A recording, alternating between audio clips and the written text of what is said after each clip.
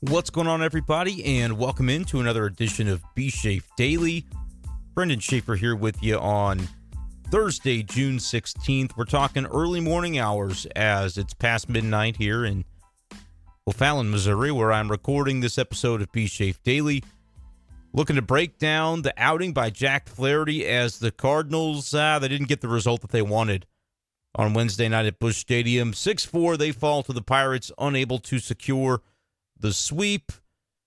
They win the series. They do get 3 out of 4 over the Bucks, but had a chance for the 4-game sweep after sweeping the doubleheader on Tuesday. And then, of course, they came back on Monday's game 1, winning that one 7-5. Had a wonderful day on Tuesday. Could not get it done on Wednesday in the season debut of Jack Flaherty. Going to talk a lot about that in tonight's Busch Stadium Daily. Make sure to subscribe to Busch Stadium Daily. If you've not done so already, you can find us on Apple Podcasts, Spotify, and Google Podcasts. We've had a lot of episodes coming out this week. Already one earlier today that I put out on conversation from Tuesday's KTGR Big Show, where we played some interesting audio from Andrew Kisner, a little mic drop that I thought was interesting from Tuesday night after the Miles Michaelis near no-hitter, so check that out if you have not done so already. But tonight, let's get into Jack Flaherty, as this was obviously a much-anticipated start. We haven't seen Flaherty at all at the big league level this season. Coming into spring training, he had the shoulder situation that, the Cardinals didn't really know about until he got there, because with the MLB lockout, I know it seems like it's so long ago, but that was the topic of conversation that really dominated baseball talk in the offseason. The lockout was going on.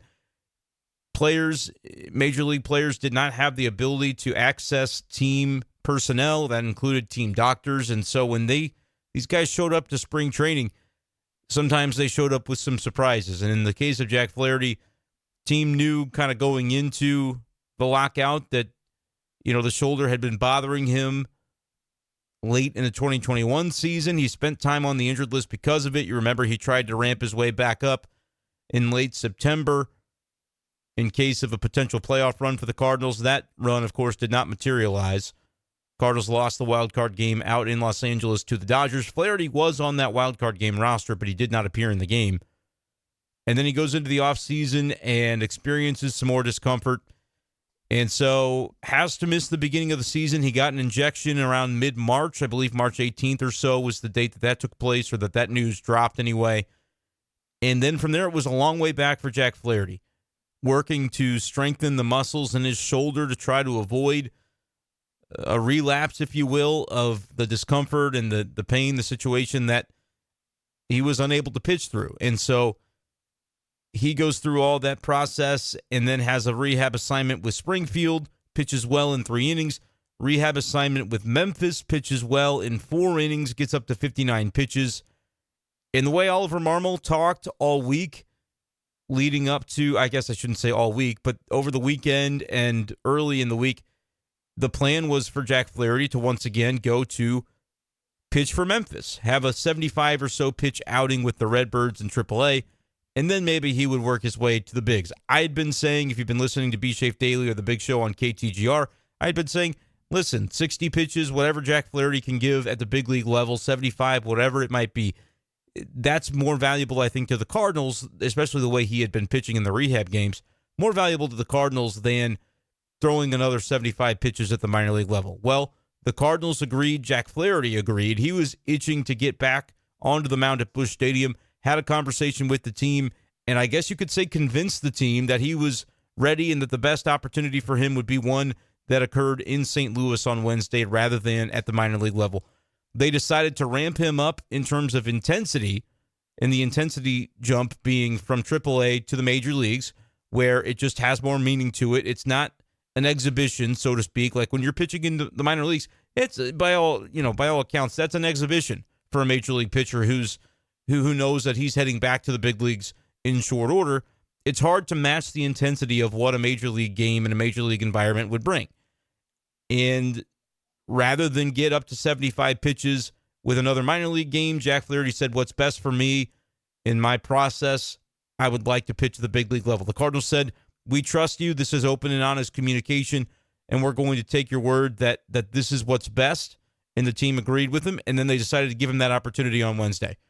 Did not go, though, the way anybody had hoped or anticipated that it would. They knew 60 pitches would be the timeline, would be the pitch count for him.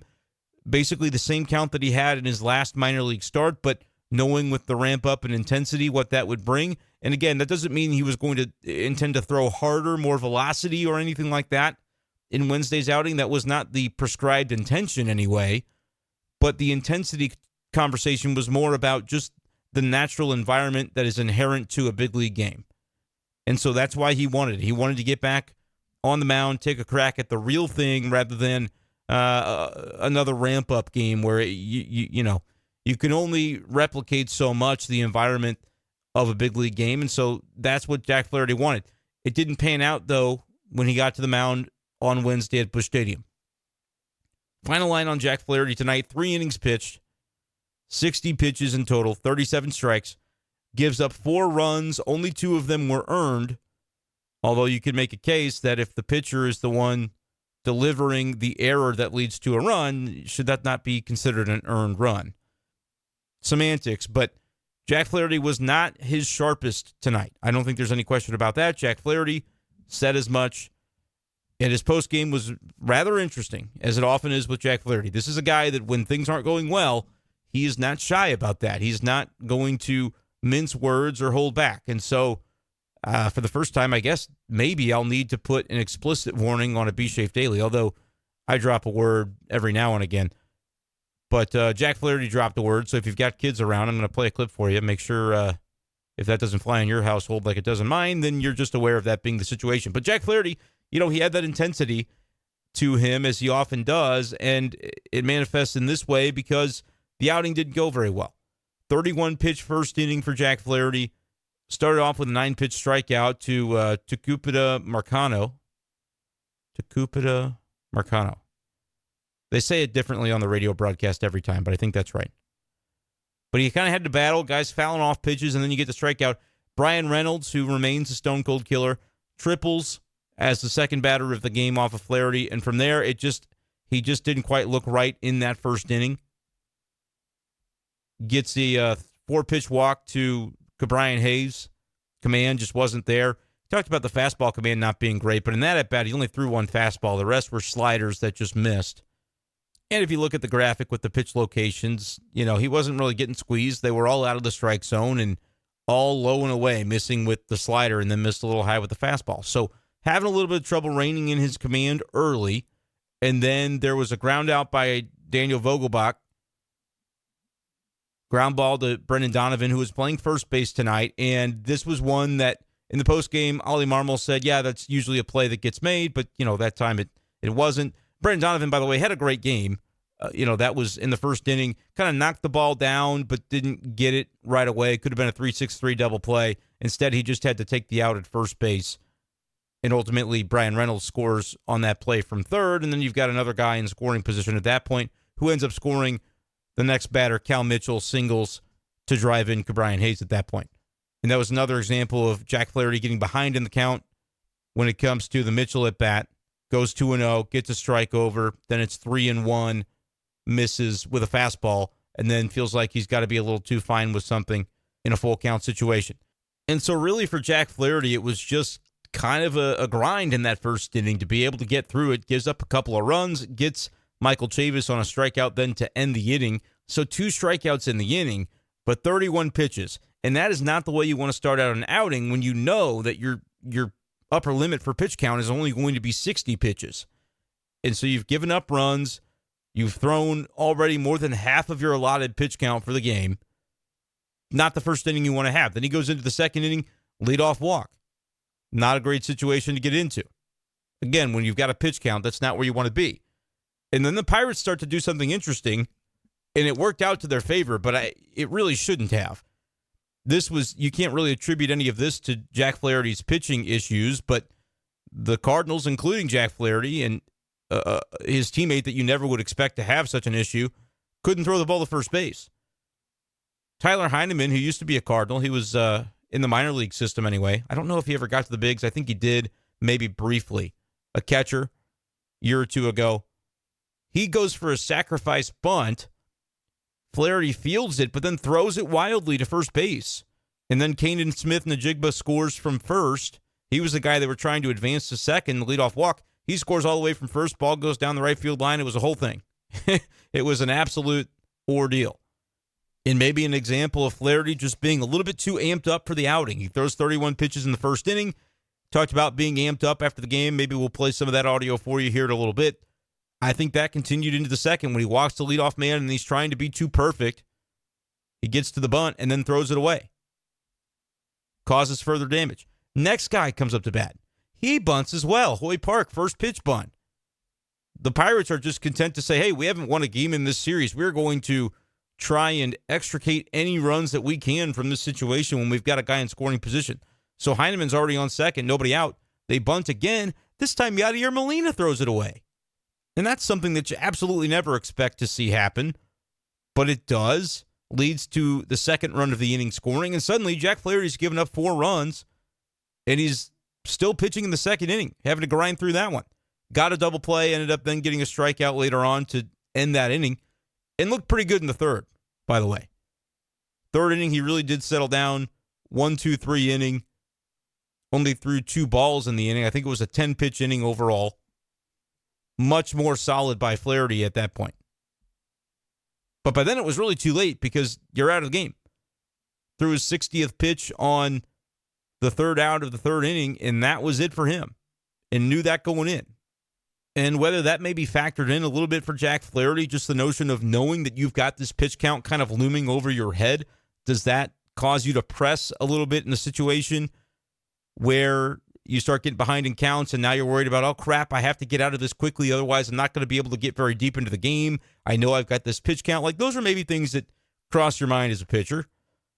But Jack Flaherty talked after the game rather extensively with his thoughts on the outing, and I'll start with this because it was kind of the money quote, where Jim Hayes of Bally Sports Midwest asked Flaherty, hey, obviously you're disappointed with the outing, but he said, is this just an outing like this? Is it just part of the process of trying to get back from injury and returning to form?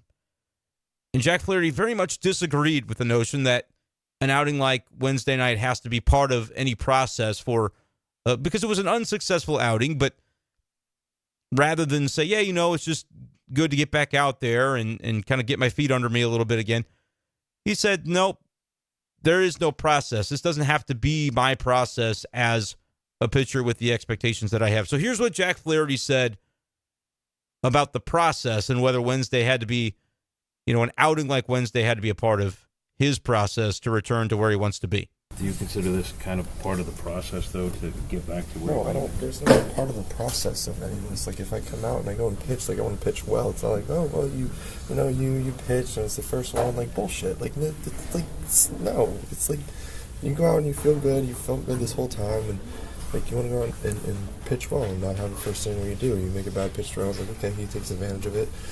We walk Hayes. Probably could have made better pitches there, and then get the ground ball to, on Vogelbach, and it was a tough play for Donnie. Like, okay, that happens. Then you got to go get the next guy and make a bad pitch to Mitchell, which just extends the inning even more. So, and then the inning after that, I throw a ball away, and that started it, and it just was another weird inning. But there's no like, oh, this is the process. This is the first one. Like, yeah, okay, yeah, it's the first one, but I don't. It's just not how it works. Like, when you felt good and you come out and be like, yeah, I feel good. Stuff's been great. Come out and be like, oh yeah, command wasn't great. Like, yeah, that happens. You have games like that, but it's not always part of the process. Like, no. Couldn't be much more direct than that from Jack Flaherty. Am I wrong? I mean, you could just tell in his voice that he was, not necessarily rambling, but just kind of, it was all happening a little fast for him, I think, during the game, which he acknowledged a little later that he doesn't really know where it came from, but had some butterflies, he was amped up more so than maybe he usually would be for a start at the major league level. It's not like he hasn't done this before, but it's been a while. And so for whatever reason, he was just a little bit amped up tonight and had to kind of settle in, and it took him a little bit of time to do so. And that makes your life difficult. Again, when you've got only 60 pitches to work with, if you spend half of them trying to settle in, it's maybe not going to be the most productive night for you. But you could tell in Jack Flaherty's response there to that question that, no, he doesn't want to make excuses for what was, by all accounts, just a poor outing for him.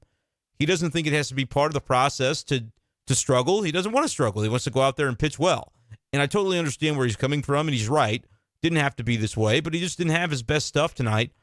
And I think in some respects, he is spot on because of the competitor that he is, and that's the way he's going to approach it. But in other ways, you can kind of cut him a little bit of slack, I think, just considering what his year's been like. And really, not just this year. You look at last year, he had the oblique, and then he had the shoulder at the end of the season. This was a moment for him that I think he was probably pretty amped up and pretty excited for. And so it's maybe a little bit understandable to have nerves get the best of you somewhat in the first time out. But yeah, he's a competitive guy, and so he doesn't want that to be the case for him. There's no rule that says, yeah, you're going to struggle in your first outing because it's a little bit different and it's a little bit scary because you haven't done it in a while. There's no rule that says that, and so I think he's disappointed in himself that he wasn't able to overcome some of that with his outing on Wednesday.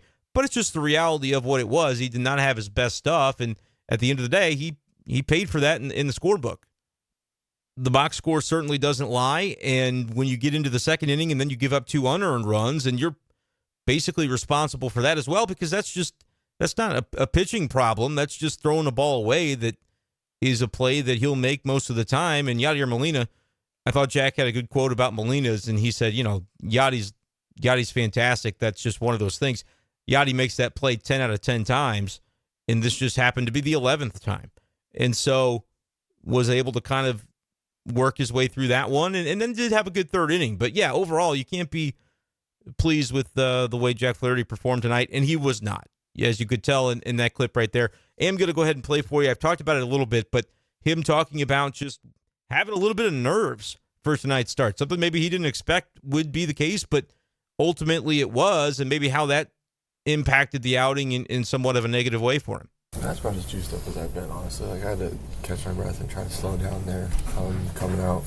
I don't know why, I don't know how, I don't know what. Usually I keep that under wraps pretty well, but it was one of those I had to, kind of gather myself. You think that was, you wanted the higher intensity being in a major league stadium, maybe? I don't know where it came from. Just was one of those, pitching playoff games before, pitching big settings, but just was one of those I really had to slow down a little bit. Maybe that led to some of the first inning command being a little bit off, but after that we were able to settle in and try to settle in and go, and finally settled in the third, which is just one of the things of working on a short pitch count. Like, you settle in, and maybe if it's a longer game, it turns into something different, and you try to get a little bit deeper. But yeah. That's Cardinals starter Jack Flaherty after his outing on Wednesday night at Busch Stadium. Didn't go the way that he wanted it to.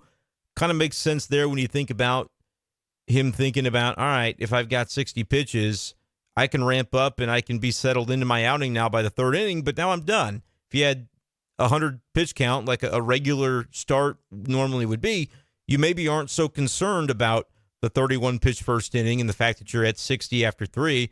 You might very well come back out and have found your rhythm and go in the 4th, 5th, and 6th inning, you throw 40 pitches, and suddenly it's a standard 100-pitch outing where you get at least through 6. He didn't have the luxury of being able to do that tonight, and I wonder if that played into it a little bit, where he just felt like in the back of his head he knew what was there, and so you start to press maybe a little more than you have to, and you don't just let your stuff do the work. He talked a little bit, too, about, and I mentioned before, the intensity wasn't necessarily a conversation about velocity. Intensity was just kind of referring to the stage, moving back onto a big league mound.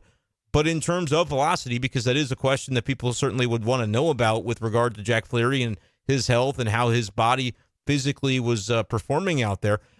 The first inning was around 94, 95 mile per hour on most of the fastballs. Some were 93 and change, but definitely had an uptick. And really, that's more the velocity that you probably come to expect of Jack Flaherty back when he was going really strong in the past couple of years. 94 is what he's capable of doing, and then you'll occasionally hit 95 or rarely 96. But that's kind of what he looked like in the first inning. And maybe you look at that and think, okay, that's good. That is an indication that he's where he needs to be health-wise. But if he wasn't able to command that, it's just been a while since he's done this in the big leagues, and so he wasn't able to dial in on what that looked like. Maybe that wasn't what needed to work for him tonight. And Jack talked about maybe working his way into the outing thereafter, throwing a little bit slower in terms of his fastball velocity. You look at the numbers from the second and third inning in particular, it's more like 91, 92 on most of his fastballs. And so stepped off the gas maybe a little bit there, found some better command perhaps in doing so.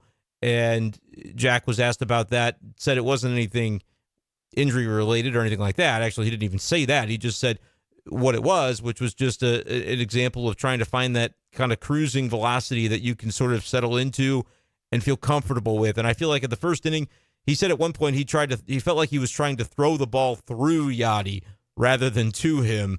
It sounds like he was just really amped up for the start, and it maybe is something that he didn't even recognize was going to be the case until he was out there and it was beginning.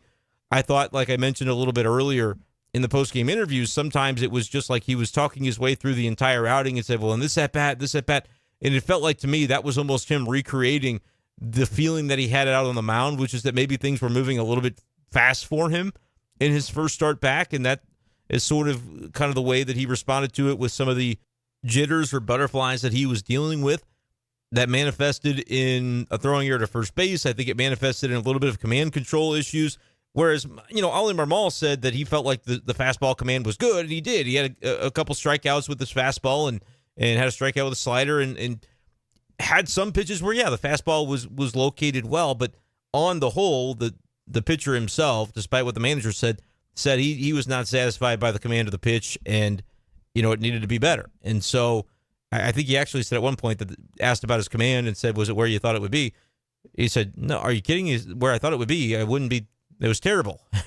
I wouldn't be walking guys like I did and need 60 pitches to get through 3 innings if that was the case. So he was definitely disappointed in the way it panned out. I think more than anything, though, the next steps are what matters the most about this outing, more so than the results from it. Like, it's a bummer that the Cardinals lost the game 6-4, a bummer that they weren't able to complete the sweep over the Pirates, who are still the third-place team, by the way, in the NL Central. I think the Cubs have lost like 8 or 9 in a row as of now, and so nobody's really knocking on the door to take over third from Pittsburgh, despite the fact that they're not playing all that well recently. But more than anything pertaining to the result from the game, the most important thing now is how does Jack Flaherty physically feel, which tonight he said good, but how does he recover? How does his body feel over the next couple of days?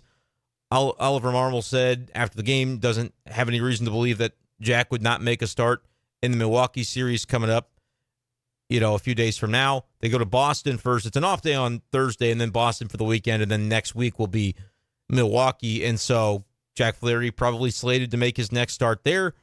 We know he's had in the past some issues in Milwaukee on occasion.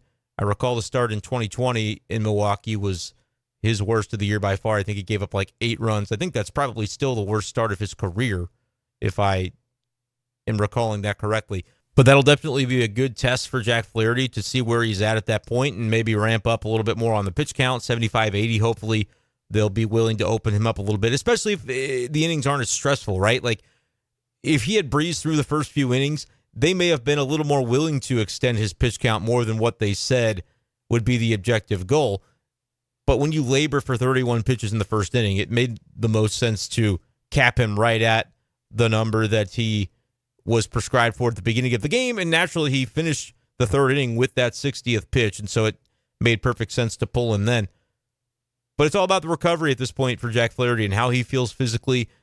Did all the plyometrics and the rehabilitation process, did they do enough to increase the strength of the muscles and allow him to stay healthy and stay on the field, pitch every 5th day for the Cardinals the rest of the way? That is the key here, because eventually, if he didn't have his best stuff tonight, that is what it is.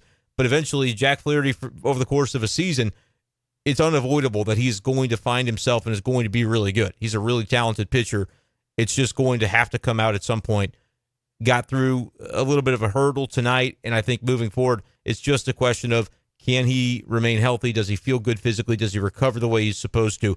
Because if so, you add that kind of arm, even if he didn't perform the way you wanted him to tonight, you add a Jack Flaherty to a rotation that already has Miles Mikolas operating at the level that he's operating at, throwing 8 2/3 of no-hit baseball until he gives up the hit last night, and that's 2 consecutive games where he's gone at least 8 innings.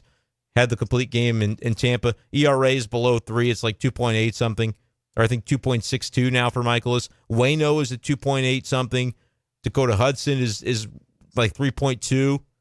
And so that's three guys that you're feeling pretty good about the way they're pitching right now. And then you add Jack Flaherty to that, and then you just find a way, whoever the fifth guy is going to be. Palante is kind of in that role right now, but you've got some backup in terms of guys like Matthew Liberatore, who threw well in his last start. Zach Thompson may get another crack at some point or kind of shift into a bullpen role.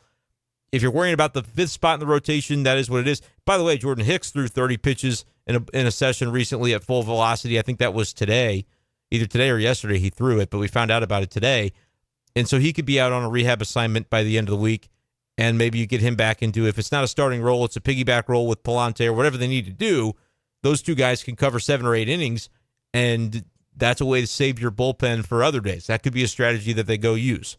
Who knows what they'll end up doing with that. But Jack Flaherty as a key cog in this rotation definitely changes the look and the trajectory of the way things could be going for the Cardinals from a pitching standpoint. Want to give a little bit of credit, shout out to Johan Oviedo for his performance in Wednesday's game, because the Cardinals were down 4-0, as we mentioned, but then they got a run back in the bottom of the second with a Dylan Carlson home run. Good to see Dylan homering from both sides of the plate during this Pittsburgh series. And then from there, after the third inning, it was onto the Cardinals bullpen, and they had to try to find a way to hold it to see if the Cardinals maybe could make a little bit of a charge in this game. And they were able to do so, thanks in part to, an offense that was able to get it done. But Johan Oviedo holding it right where it was there for a little while. 2 1/3 innings pitched, 1 hit, 1 walk allowed. I'd be very interested to see what an Oviedo as a reliever would look like, because we've really only ever considered him, he's the guy you call up when you need a starter because things aren't going well or somebody's hurt or you got a doubleheader. So Oviedo, come on up. Hasn't pitched all that well as a starter in the minors this year. And the Cardinals' typical process is, a guy's pitching well as a starter, or he's been good in the minors as a starter. Let's call him up to the Major League bullpen and change his role completely. Maybe that's what they need to do with Oviedo to kind of get more out of him, because they've always done this with guys who are thriving. But then you have the conversation about, okay, he pitched so well as a starter in the minors. Doesn't that mean he could maybe be a starter in the majors? Why are you kind of boxing him out of that role before he's ever gotten the chance? That's why I like so much that they're actually giving Palante the opportunity now before he becomes the latest victim of that, where you just, a guy who looks like a good minor league starter, then because he can thrive as a reliever, which is inherently a less important role, especially if your team doesn't have 5 healthy and competent starters at a given time. I like, though, that they're letting Palante get the chance to start rather than kind of get boxed into that the way we've seen with other guys. Helsley, Genesis Cabrera, it's the group of people, and you can even say Jordan Hicks, Alex Reyes, although injuries kind of played a role in both of those situations. But it seems like every year it's the group of people that we say, they're preparing for camp as a starter. And you shake your head and roll your eyes because you know that they're actually not going to get that chance more often than not. So I really do like that Palante is getting the chance right now. Hey, I like that they gave it to Hicks for a while, but you know what? Hicks maybe has since proven that starting is not as much for him in terms of his effectiveness. And I know maybe I'm a little bit quick to pull the rug on that just because he hasn't had all that many opportunities. But Cardinals fans on Twitter and social media have been saying, okay, the Hicks experiment's got to end anyway, and that was before he hurt the forearm. And so we'll see what the Cardinals end up doing with him when he comes back. I do think multi-innings is a role that he can do well. I just don't know that at this point he's ahead in the pecking order of anybody else in terms of being that fifth starter. Like, let Palante continue to give that a go if he's succeeding in the role. And Jordan Hicks can piggyback, like I said, and you can try and make that work. But I like that they're doing that with Palante. I like as well the notion of being able to look at a guy like Oviedo, who's got clearly a lot of raw talent, great arm talent, but they've forced this issue with him as a starter for a number of years now, and then even in the minors this year has not been performing up to what he had done previously. Maybe now is where you kind of reverse the trend and say, okay, this is a guy who does have talent, but he's not getting it done as a starter. Let's use him in a different role and see how he responds, and maybe he could be a weapon for our big league team, which has found a lot of trouble with middle relief help. Well, tonight it looked like that was maybe a step toward that because Oviedo in 2 1/3 innings was really sharp. Just 2 base runners, only the 1 strikeout, but it was solid. ERA for the season down to 4.09. I think I'm ready to see Oviedo more in a relief role. Again, if a guy is thriving as a starter and then you rip him away from that role, I'm not as keen on it because maybe he's never going to get the chance again to show what he could do as a starter. Oviedo, it's not that he's old. It's not that he's, he couldn't still turn it around as a starter someday. But at 24 years old, we've seen him for several years in a row. We're getting a little bit fatigued, I think, of him. 2020, he came up when he was absolutely not ready to do so, but had to because of COVID and all the things that were going on that summer. And so he got thrust into a role. And, maybe it changed his development track. Who knows? We'll never really probably understand the full ramifications of that. But Oviedo looked good tonight as a reliever, and that's something that the Cardinals have lacked. And so, absolutely, keep him in that role and see what he can do for a little while. I have no problem with that because at this point in the major league level, you can't just have a bunch of middle relief guys who can only throw one inning anyway. Like having guys who can give you bursts of multiple innings or an inning and a third or 2 1/3 or whatever it might be, that's valuable in 2022. So I like that from Oviedo tonight. Unfortunately, it was Andre Palante who was on a 40-pitch count according to Ollie Marmol after the game, and he did throw exactly that number 40 because they do want him to start in Boston on Sunday, I believe, was the implication from Marmol on Palante. But he gave up the home run to Brian Reynolds. That ended up being the difference in the game, actually, because the Cardinals, despite trailing 4-0, they got the homer from Carlson in the second, and then in the fifth inning, it was Dirtbag Donovan again, or I think it's dirt ball, was the phrase that Adam Wainwright used about him in a story that I think Benjamin Hochman wrote for the Post-Dispatch. But Brendan Donovan just continues to do his thing. I mentioned him a little bit earlier talking about the defensive play that he did not make in the first inning as the first baseman could not turn the 3-6-3 double play. Later on, he did turn a 3-6-3 double play. He had multiple diving catches, and he had a play where Smith Najigba was running out a base hit and then kind of made a turn towards second, was safe, but then after having turned towards second, if you make that gesture to go for it, you then are considered in the field of play and you could be tagged out if you're not on the base. And so he started walking back to the base in fair territory, which it doesn't matter if you're in fair or foul territory at that point, but the fact that he went for the initial turn is what put him in fair territory. And Donovan heads up play to say, this guy's walking back to the bag. I don't know if he thinks I don't know, but I do know. I saw what he did. Tried to turn toward the base, and I'm going to put a glove on him and see what happens. Well, what happens is the first base umpire called him out, and Brendan Donovan made another heads-up play. But it wasn't just that, what he did defensively, which, again, he's playing at a different position every night, and it's really impressive what he's been able to do. Still to be a plus defender at those positions. Like I said, he didn't make the play in the first inning, but he made so many other plays in that game from first base that were positive that I'm not really all that worried about what happened in the first inning. He goes 3 for 4, gives up scores a run and drives in 2, had a big hit in the fifth inning that drove in a couple more runs to make it 4-3, and then ends up scoring the tying run later on in the inning. Just fantastic. He's up to 341 on the batting average, 913 on the OPS. I have no idea how sustainable any of this is, but as we talked about with Paul Goldschmidt yesterday, he was talking about Donovan, and what impresses him about Brendan Donovan is the preparation that he goes through. This might have been 2 days ago that we had this conversation on B-Shape Daily, but Goldschmidt has been struck by the preparation and the consistency of it from Donovan, which lends you to believe that it's not a fluke and it's something that can continue for this guy to have more success moving forward. But what's amazing about him is that the fact that his on-base percentage is nearly 500 at this point. Like I think I tweeted out tonight, Brendan Donovan doesn't get on base every time, but it does seem that way. It really does feel like he's on base every single time. On-base percentage up to 448 for Donovan. Goldschmidt, by the way, had a double. Ho-hum. Also reached base via walk. OPS still sitting at a cool 1070 for the future 2022 NL MVP. Definitely off to a good start for June to be able to win that monthly award as well, the way he did back in May. It's just been absolutely impressive. I said, it's just a double tonight. It's all you get from him. I guess it couldn't last forever then. Oh, well. But he still reached base twice in the game on the season. He's still been absolutely preposterously ridiculous. Ever since April 22nd, really, he's been on an absolute tear. On-base percentage of 430. It's no Brendan Donovan, but he's close to 450, close to where Donovan is on the on-base percentage.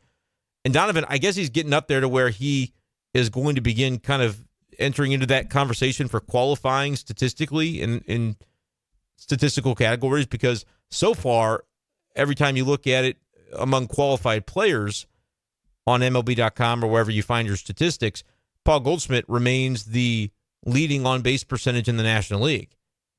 However, Brendan Donovan eventually could catch up with having enough games played, enough plate appearances, and could end up overtaking him in that regard. We'll have to wait and see if that takes place.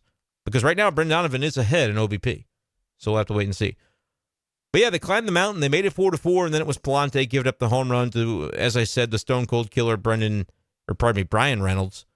2 for 3 for Reynolds tonight. A couple of runs scored, and the 2 big RBIs happened on the 7th inning home run, and that was it. Cardinals could not mount anything over the final few innings against the Pirates bullpen, and part of that was because David Bednar, their closer, went 2 2/3 innings, gave up 1 hit, 1 walk, and struck out 4. He's got a 1.14 ERA for the season. The Pirates finally said, listen, we can't buy a win in this series, and so here's what we're going to do. After Roansy Contreras goes 4 1/3, we're going to bring in Will Crowe for 2 innings. He's got an ERA of 2.1, and then we're going to bring in Bednar for 2 2/3, nearly 3 innings to just close this damn thing out and get us a win. It worked. The Pirates have 2 good relievers. They used them tonight for more innings than they used their starter for. The 2 relief pitchers, Crowe and Bednar, combined for 4.2 innings, 4 2/3. Contreras only threw 4 1/3. And so that ends up being enough to get the Pirates a win. Cardinals go 5-2 on the homestand ultimately, so a pretty good showing. Granted, it was against, the Reds and the Pirates, and so you don't know how amazing you feel about the fact that they didn't get any sweeps in either of those series. But at the same time, if you win both series, one of them being a 3 out of 4, continue to build a little bit of a cushion in the division, although they did lose a little bit of ground with the Brewers winning on Wednesday and the Cardinals not winning, obviously. But 37-28 is the record for St. Louis. They get the off day on Thursday before they head to Boston. Be an interesting series against the Red Sox. We'll try to be here on B Shape Daily to break it all down. Not sure if we'll do anything for Thursday just because of the off day, but if you've got any topics of conversation that you'd like me to discuss on a B Shape Daily, even as early as Thursday, send me a direct message on Twitter at BShafer12 and say, hey, I don't know if you're doing a podcast on Thursday, but if you are, here's what you should talk about. And you know what? I may just take you up on it after I finish up with my bowling league on Thursday night. You never know. But I will try to be a little bit more diligent, as I have been so far this week, about getting podcasts up for you guys. Make sure you go back and listen if you haven't seen any of the, or should I say, heard any of the recent podcast episodes, because I've been putting up, in some cases, 2 per day, getting some good tidbits from the KTGR Big Show radio show. But then there for a while, Apple Podcasts was not posting. So if you listen to the podcast with Apple, you may have missed a couple of episodes. Go back and check it out if you're looking for some more Cardinals content for your week. Otherwise, I'll leave you guys here with that. That's going to do it for this edition of B Shape Daily. Appreciate you guys, as always, for listening, and we'll talk to you next time on B Shape Daily. Peace.